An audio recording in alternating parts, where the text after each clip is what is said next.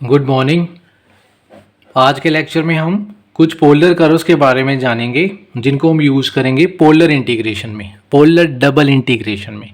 हम double integration कर रहे हैं कार्टेशियन में, अब हमने पोलर में स्टार्ट करनी है। उसके लिए हमें कुछ कर्व्स की नॉलेज रिक्वायर्ड होगी, तो दैट नॉलेज और that basics polar curves we will cover in this lecture. तो आइए स्टार्ट करते हैं। Let's start. तो पहली कर्व मैंने लिखी है r इक्वल्स टू ए। तो r equals to a polar में एक सर्कल होता है, ये आप सभी ने याद रखना है। तो कार्टेशियन और पोलर कोऑर्डिनेट्स में रिलेशन क्या है ये हम सभी को पता है, हम पढ़ के आते हैं लोअर क्लासेस में कि x को अगर r cos थीटा सब्स्टिट्यूट कर दें, y को अगर हम r sin थीटा सब्स्टिट्यूट कर दें, तो ये रिलेशन है कार्टेशियन और पोलर कोऑर्डिनेट्स में।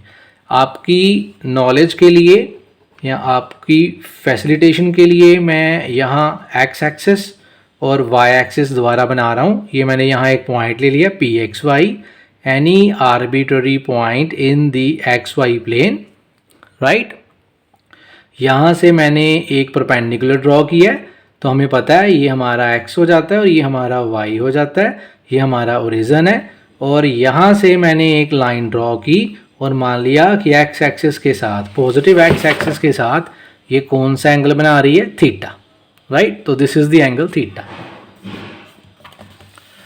तो ये यहाँ से अगर मैं कोसाइन थीटा की वैल्यू लूँ, ये जो आपका हाइपोटेन्यूज आया ये एक राइट एंगल ट्राइंगल है, ये आर मान ली मैंने, तो यहीं से मैंने कॉस थीटा लिया एक्स बाई आर और यहीं से मैंने साइन थीटा लिया है। तो इसी को बोलते हैं relation between Cartesian and polar coordinates.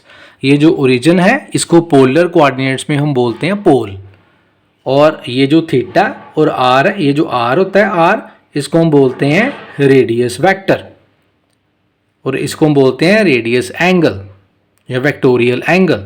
यानी कि x रिप्लेस हो जाएगा r के साथ पोलर में, और y जो है वो रिप्लेस हो जाता है थीटा के साथ। तो पॉइंट P के कोऑर्डिनेट्स क्या बन जाते हैं, पी आर थीटा। ये पढ़ा हुआ आपने लोअर क्लासेस में, यहाँ मैंने क्लियर कर दिया आपको। तो यहाँ से मैंने ये रिलेशन लिया है, इसकी स्क्वेयरिंग कर ली, इसको भी स्क्वेयरिंग कर लो और दोनों को ऐड कर दो।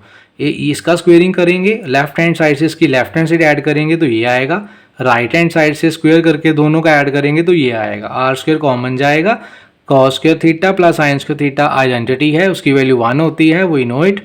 और यहाँ आर स्क्वेयर बच गया तो ये वैल्यू आ गई, स्क्वायर रूट लिया मैंने तो आर की वैल्यू ये निकल के आई। यही आर की वैल्यू मैं यहाँ यूज़ करूँ जो मैंने ऊपर कर्व ली है, तो ये वैल्यू मेरे पास निकल के ये आ गई।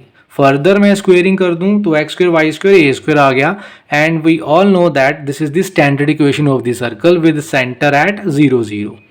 इसका सेंटर क्या होता है 0 0, रेडियस क्या है ये ए, क्योंकि यहाँ स्क्वेयरिंग होना चाहिए, ये हमारा रेडियस है।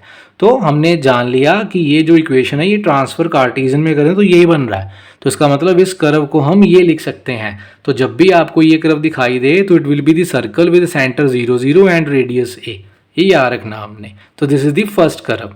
अब सेकंड कर्व पे चलते हैं, r equals to A cos theta, ये भी एक सर्कल होगा, ये देखते हैं कैसे। तो यहाँ से फर्दर कॉस थीटा की वैल्यू एक्स बाई आर आ जाएगी, वो आप यहाँ सब्स्टिट्यूट कर दो, हमारे पास ये आ जाएगा, क्रॉस मल्टीप्लाई करके ये निकलेगा। आर स्क्वेयर की वैल्यू हमने ऊपर निकाल ली थी X square plus Y square, वो यहाँ डाल दें और ये ए एक्स इधर ले आएँ तो ये दोबारा एक सर्कल बन गया हमारे पास, ए एक्स फिर से इधर ले आएँ। तो this is the central equation of general equation, sorry this is the general equation of the circle. तो ये हमारे पास जर्नल इक्वेशन आ रही है सर्कल की।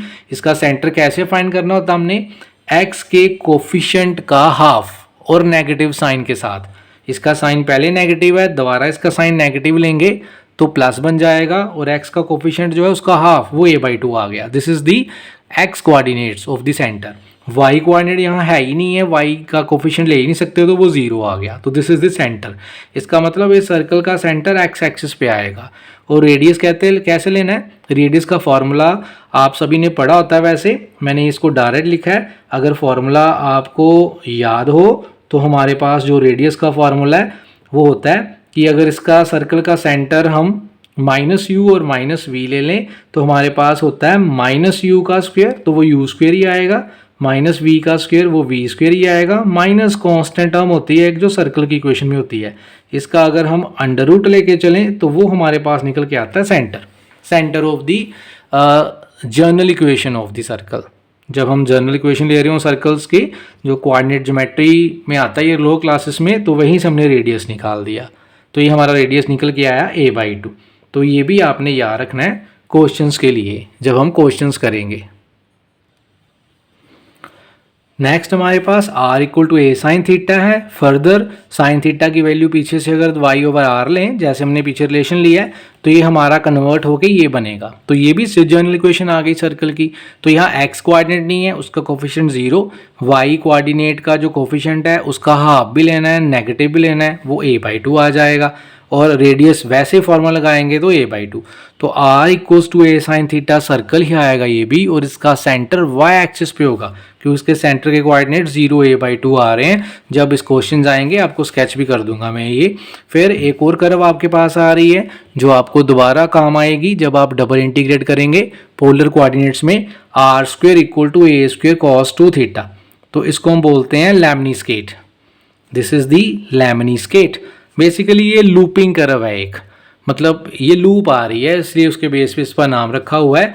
तो इसको जब हम कर्व ट्रेसिंग का अगर एक पूरा कंसेप्ट होता है जो यहाँ आपको इंट्रोड्यूस नहीं किया जा सकता शॉर्ट में, तो आपको इसको स्केच करने का तरीका तो यहाँ मैं नहीं बताऊँगा, फिर भी आपने इसको रिमाइंड रखना है कि जब भी लैमनीस्केट आए तो इसकी दो लूप्स होती हैं ओरिजिन से, एक इस तरफ लूप बनती है और एक इस तरफ लूप बनती है, और ये दोनों की दोनों लूप सिमेट्रिक होती हैं, चाहे यहाँ देखने में लग रही हो या ना लग रही हो। मतलब जितना एरिया इस लूप के अंदर है उतना ही इस लूप के अंदर है।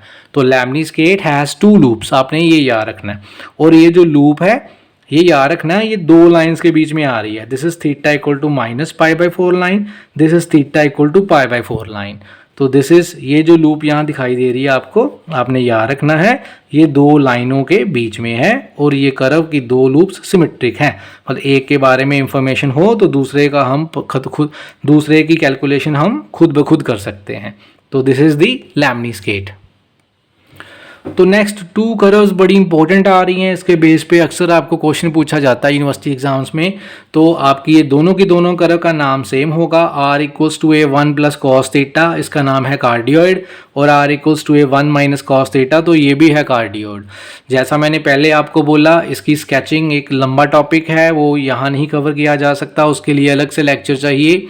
तो यहाँ आपको शॉर्टकट बता रहा हूँ कैसे स्केच करना है। कार्डियोइड हार्ट की शेप की ये कर्व्स होंगी। अगर हम यहाँ थीटा को वैल्यूज़ दें तो r नोट कर सकते हैं और स्केचिंग कर सकते हैं। अगर थीटा यहाँ 0 पुट कर दें तो r की वैल्यू 2a आ जाएगी, cos 0 1 होता है। थीटा पाई पुट करें तो cos पाई -1 होता है, r 0 हो जाएगा। इसका मतलब जब थीटा 0 है तो r वेरिएबल की वैल्यू 2a आ रही है, तो ये पॉइंट यहाँ पे आ जाएगा। यहाँ पे ये अगर हम ये जो वाला पॉइंट अगर हम ओरिजिन लेके चलें तो ये जो लाइन है ये लाइन हमारी थीटा इक्वल टू 0 लाइन है, यानी कि इधर r बढ़ेगा, यहाँ r की वैल्यू a है मान लो, यहाँ r की वैल्यू सपोज 2a है, तो ये पॉइंट बन जाएगा 2a,0। वो ये पॉइंट होगा 2a,0। मैंने पहले आपको बताया था कि पोलर में हमारे पास जो xy पॉइंट है, अब उसको क्या लेके चल रहे हैं, r और थीटा। तो पहला पॉइंट यहाँ 2a रखिए, यहाँ 0 रखिए, तो 2a0, तो मतलब थीटा y एक्सिस को रिप्लेस कर रहा है और r x को, तो 2a0 x एक्सिस पे आएगा, ये पॉइंट हो गया। अब थीटा पाई पुट किया तो ये 0 आ गया, तो इसका मतलब ये पॉइंट आपका जो है r0। अब r0 का मतलब है ओरिजिन। अब ये पॉइंट y एक्सिस पे नहीं जाएगा आपका, क्योंकि थीटा जो है यहाँ लाइंस रिप्रेजेंट कर रही हैं, तो r0 पोल पे ही होगा। तो उसका मतलब है कि ये जो लाइन जब आप 90 पे रोटेट करोगे फिर पाई पे रोटेट करोगे, r आपका घटता घटता 2a से 0 बन जाएगा। तो r आपका यहाँ से डिक्रीज हो रहा है। ये देखिए r ये डिस्टेंस है, यहाँ से लेके यहाँ तक डिस्टेंस 2a है, तो ये घटता घटता घटता आपका r0 हो गया। तो ये अपर पार्ट आ जाएगा ऐसे कर्व का, ऐसे। तो ये कर्व आपने यहाँ याद रखना है कि ये कर्व सिमेट्रिक होती है। जो ऊपर बना है दैट इज एक्स एक्सिस के अबव जो बन रहा है वही x axis below the x axis बनेगा। नीचे भी आपने उसको ऐसे स्केच कर लेना। मतलब कि अगर एरिया की बात जब भी होगी तो ऊपर वाला हम फाइंड करके नीचे वाला भी फाइंड 2 से मल्टीप्लाई करके हम फाइंड कर लिया करेंगे। तो आपने याद रखना है कि ये पॉइंट 0 है, और ये जो पॉइंट यहाँ कर्व यहाँ से आके यहाँ मिली है वो पॉइंट पे थीटा पाई है, ये आपने याद रखना है। This is cardioid. Second curve भी कार्डियोइड है, यहाँ भी थीटा की वैल्यूज हम देंगे 0 तो r 0 ही आएगा, पाई देंगे तो 2a आएगा। तो 0 0 ये पोल ही होता है जिसको हम ओरिजिन बोलते हैं, पोलर में पोल्स होता है। तो यहाँ r0 थीटा 0 है। जब हम थीटा बढ़ा रहे हैं तो r अब बढ़ रहा है, तो इसका मतलब जब ये line this is theta equal to 0 line, this is theta equal to π/2 line, this is theta equal to pi line, तो जब हमारी लाइन यहाँ से रोटेट की तो ये लाइन आ गई 90 पे, 180 रोटेट की तो पाई लाइन आ गई हमारे पास। इसका मतलब है हम लाइन को रोटेट कर रहे हैं और आर बढ़ी जा रहा है। आर बढ़ने का मतलब है हम इसको खोली जा रहे हैं ऐसे। तो ये ऊपर वाला अबव द एक्स एक्सिस है, स्केच बन के आ गया आपका। तो जो ऊपर बनेगा वही नीचे बनेगा due to the symmetry of the curve. मैंने पहले बोला ये टॉपिक एक लेंथी टॉपिक है। सिमेट्री चेक करने के लिए थीटा को रिप्लेस किया जाता है माइनस थीटा से। अगर कर्व में चेंज ना आए तो कर्व सिमेट्रिक होती है हमारी अबाउट द एक्स एक्सिस। तो आपने ये शेप्स दोनों की दोनों याद रखनी है क्वेश्चंस करने के लिए। तो these are both the curves of cardioids. तो इस वीडियो में मैंने आपको कुछ बेसिक्स कर्व बताई पोलर कोऑर्डिनेट्स में, तो आपने इसको अपनी कॉपी में नोट कर लेना है, चाहे नोट्स बना लेने हैं, ये आपके बहुत काम आने वाला है। इसी के बेस पे कई क्वेश्चन आपसे पूछे जाएंगे आगे जितने भी आपके पास टॉपिक्स आएंगे इंटीग्रेशन से लेके। तो नेक्स्ट वीडियो में हम पोलर डबल इंटीग्रेशन स्टार्ट करेंगे पोलर कोऑर्डिनेट्स में। यहाँ हम इनका यूज़ करेंगे और सीखेंगे कि हमने अगर पोलर कोऑर्डिनेट्स दिए गए हों तो डबल इंटीग्रेशन हमने कैसे करनी है। तो तब तक के लिए आप इसको रिवाइज करके रखिएगा और नेक्स्ट लेक्चर में हम मिलेंगे। Thank you.